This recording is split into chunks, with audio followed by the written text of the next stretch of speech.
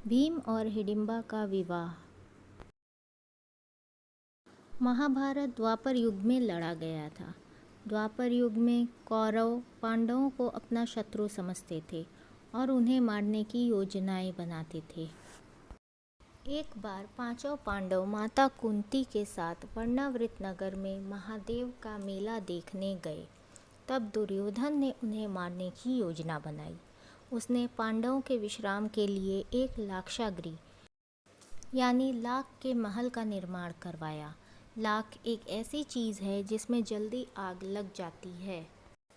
रात्रि में जब सभी विश्राम कर रहे थे तभी महल में आग लगा दी गई। पांडवों को इस बात का पता पहले ही चल गया था, इसलिए उन्होंने महल के अंदर सुरंग का निर्माण कर लिया था। वो सभी उस सुरंग के रास्ते सुरक्षित बाहर निकल गए। महल से निकलकर वो सभी जंगल में पहुंच गए और रात गुजारने के लिए एक जगह रुक गए। भीम ने कहा कि आप सब सो जाइए, मैं यहाँ पर पहरा देता हूँ। जंगल में जो आज पूर्वोत्तर में स्थित राज्य नागालैंड का एक शहर दीमापुर है, जिसको कभी हिडिंबापुर के नाम से जाना जाता था।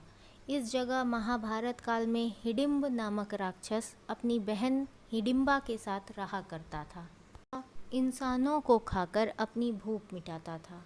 उस रात राक्षस ने अपनी बहन हिडिंबा को कहा कि उसे भूख लग रही है, वह किसी इंसान को पकड़कर लाए।